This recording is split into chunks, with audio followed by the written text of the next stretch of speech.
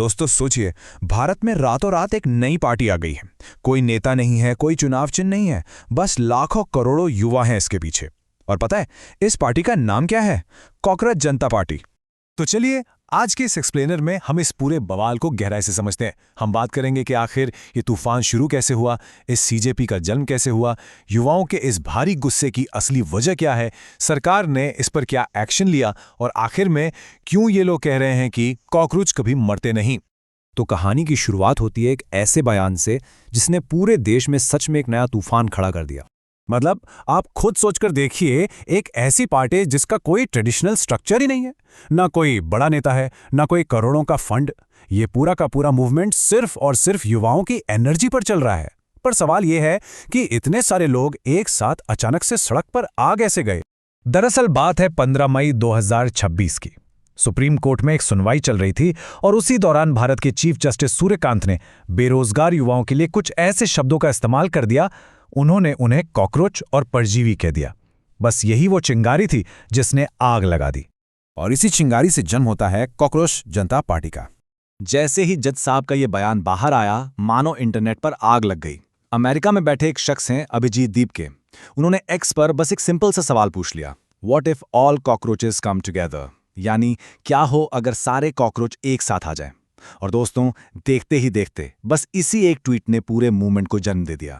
अब जरा इस मूवमेंट की ताकत का अंदाजा लगाइए। सिर्फ एक हफ्ते के अंदर इंस्टाग्राम पर इनके 2 करोड़ से ज्यादा फॉलोअर्स हो गए।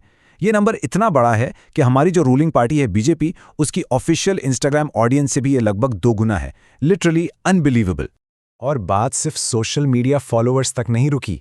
3,50,000 से ज्यादा लोगों ने तो ऑफिशियली इस मूवमेंट के लिए साइन अप कर लिया, वो भी कुछ ही दिनों में। और सबसे दिलचस्प बात क्या है, ये सिर्फ एक इंटरनेट का ट्रेंड बनकर नहीं रह गया। ये लोग असल में कॉकरोच का कॉस्ट्यूम पहनकर सड़कों पर उतर आए।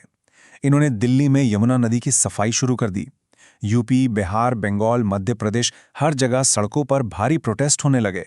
अब यहां हमें एक बात समझनी होगी, ये सारा गुस्सा सिर्फ उस एक बयान का नहीं था। बिल्कुल, ये जो इतना भयंकर गुस्सा फूटा है उसकी जड़ें बहुत गहरी हैं। ये गुस्सा है उस भयंकर बेरोजगारी का जहां अच्छी खासी डिग्री वाले नौजवान दर दर भटक रहे हैं। ये गुस्सा है लगातार बढ़ती महंगाई का, करप्शन का और उस पूरे सिस्टम का जिससे लगता है कि युवाओं की आवाज कोई मायने ही नहीं रखती। प्रोटेस्ट कर रहे एक स्टूडेंट की बात मुझे बहुत सही लगी। उसने साफ तौर पर कहा, हमें बस एक ऐसा प्लेटफॉर्म चाहिए जहां हमारी बात सुनी जाए, क्योंकि जो बड़ी बड़ी पार्टियां हैं वो हमारे असल मुद्दों को पूरी तरह से मिस कर देती हैं। और सच कहूं तो यही डिमांड इस पूरी पार्टी का बेस बन गई। तो जाहिर सी बात है, जब मामला इतना बड़ा हो गया तो सरकार और सिस्टम भी रिएक्ट तो करते हैं। सरकार और पूरे एस्टैब्लिशमेंट के लिए इस वेव को इग्नोर करना नामुमकिन हो गया था। और इसका सबसे पहला असर क्या दिखा? एक्स पर रातों रात सीजेपी का ऑफिशियल अकाउंट ही ब्लॉक कर दिया गया। इसके तुरंत बाद चीफ जस्टिस सूर्यकांत जी की तरफ से भी एक क्लैरिफिकेशन आया। उन्होंने सफाई देते हुए कहा कि उनके उस बयान का मतलब सिर्फ उन वकीलों से था जिनके पास फेक डिग्री है, आम बेरोजगार युवाओं से नहीं। लेकिन तब तक बहुत देर हो चुकी थी, तीर कमान से निकल चुका था और करोड़ों कॉकरोच अब जाग चुके थे। और इसी के साथ आता है इस पूरे मूवमेंट का सबसे पावरफुल मैसेज। देखिए, हमें एक चीज बहुत क्लियरली याद रखनी होगी, सीजीपी कोई रजिस्टर्ड राजनीतिक पार्टी नहीं है। ये लोग कोई फॉर्मल चुनाव नहीं लड़ने वाले हैं। लेकिन इसके बावजूद इनका जो मैसेज है ना, वो एकदम साफ और बहुत ही ज्यादा पावरफुल है। उनका नारा है, आपने हमें कॉकरोच समझा तो हम कॉकरोच बन गए, और कॉकरोच कभी मरते नहीं।